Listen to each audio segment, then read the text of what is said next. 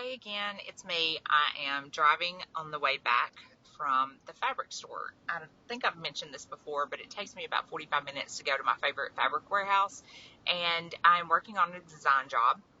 And so I had a minute that I could just process and think. And so on the way back, I thought, well, I'm going to record my podcast in the car, like I do sometimes.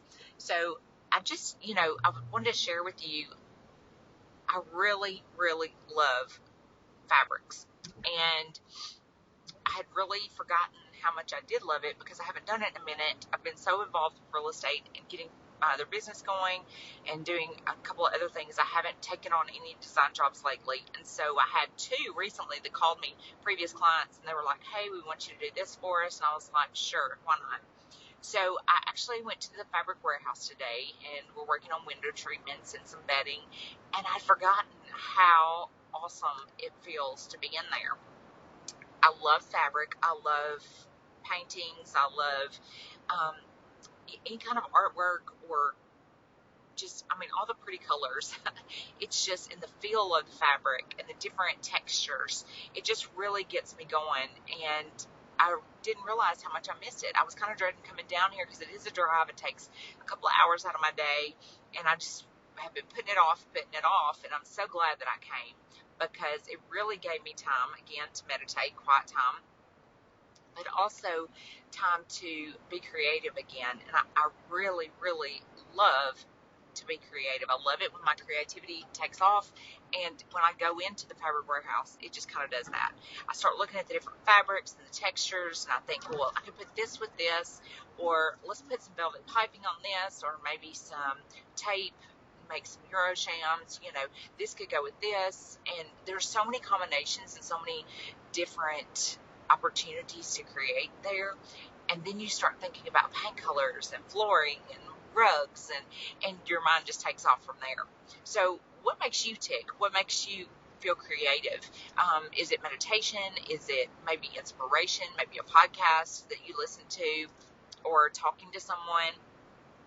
I love brainstorming too, doing group masterminds. Those are some of my favorites because I feel like so much happens there. Even, if it's not just huge ideas, there's so many little ideas that you can, and little nuggets of information that you can create and collect that will last you a lifetime. So what makes you tick? I want you to share that with me. If you haven't had the opportunity to leave us a review, please go leave us a review. That's the only way that we know that you're listening. Or you can email me at emily@emilyjansenmcgrath.com and just share with me what gets you going. What makes your creative juices flow? Maybe you'd like to work with me as a business coach. That's one of the most fun things that I feel like it's so rewarding to be able to work with other women in business and help them grow, and not only mentally, spiritually, but also in their business mindset. So please, I'd love to hear from you. And it also helps our podcast out. So please do that. And I told you last week that I was able to work with a group of young women. Last week I was invited on as a guest, and I got to work with a group of freelance writers. And it's so fulfilling. So it just makes me so joyful to be able to communicate and talk to others about what I do, maybe about my life story, but also about what they have going on. I was able to answer questions, and maybe some of them were in certain stages of their life that I had already been in. And it was just so awesome to be able to do that. And we talked about a lot about mindset and how sometimes negativity can get in the way.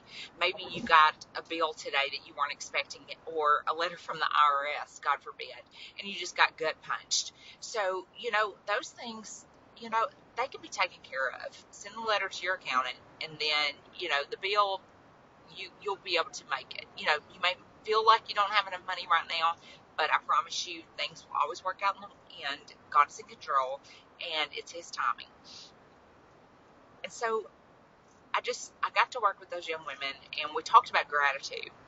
And we talked about how gratitude creates the seed for success. It creates the seeds of positivity, and really gets rid of the negativity in your life. So I gave them an exercise, and I told them, I like to journal. So each morning when I get up, I journal what I'm grateful for that day, what I expect out of that day, and it really gets my day started right.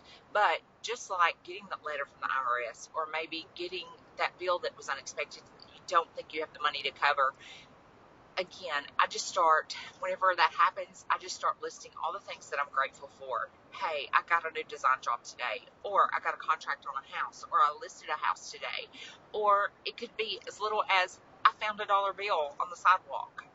That's huge. So just finding those little nuggets, finding those little pieces that you can put together, and just realize how grateful you really are and how blessed you really are, go a long, long way. So I want to encourage you to do that today.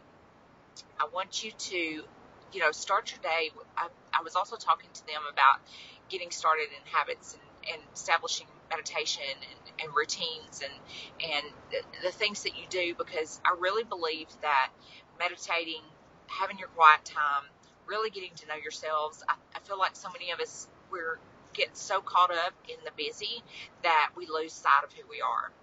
And I think through COVID, maybe some of us found that again, because we were forced to be silent. We were forced to be by ourselves. So some of us really found that again. I know I did. And something that I hadn't had in a long time. And so it's so important to me, just mentally and physically and spiritually, to have that meditation time, have that time of gratitude, do my journaling, making sure that I'm sticking with my routine. And if I miss it one day, so what? I just come back the next day and pick it up again. And, it takes a lot of practice, and it's all about consistency and creating a routine that you are willing to commit to, even though you do miss a day here or there. Just being consistent and coming back again and again and again and again, no matter what. So I want to encourage you today to do that. And I really hope that you'll reach out to me. I hope that you find our podcast uplifting, and you find some good nuggets of information. And if you would like to work with me, you can either shoot me a message, send me an email at emily@emilyjansenmcgrath.com, or leave us a review, and I'd love to hear what you think about our podcast. And also, if you've got any topics that you'd like to hear, I'd love to speak on those. So just give us a shout out. You can listen to us on Apple Podcasts, or go to Apple Podcast Reviews, and we're on Spotify, any platform where a podcast is available. So I hope to talk to you again soon, and I'm going to get some fabrics together and get this house decorated, and can't wait to see the end result. I'll talk to you soon. Hope you have a wonderful week.